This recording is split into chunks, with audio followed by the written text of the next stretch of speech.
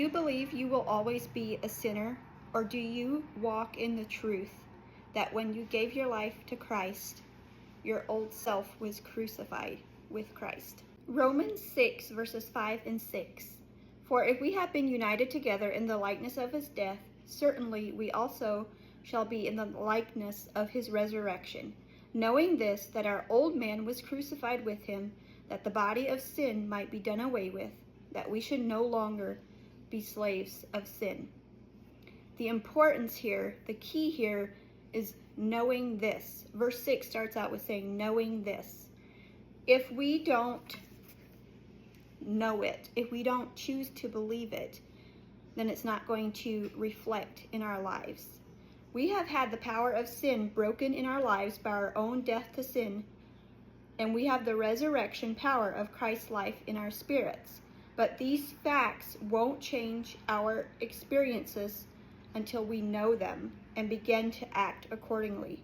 Walking in resurrection power in our physical lives is dependent on knowing that our old self is crucified. If we don't believe that, then there won't be newness of life or victory for us.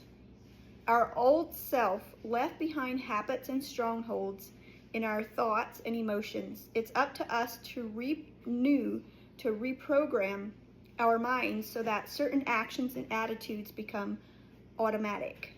For example, when we were children, something as simple as tying our shoelaces took major effort, but as adults, we can do it without even thinking about it. In the same way, the more we renew our minds to the truth in God's Word, the more it will become our thinking and will lead to living it out automatically. So, if you have given your life to Christ and you feel like you still struggle with sin, I want you to ask yourself, what am I believing? Am I believing that I still have a sinful nature?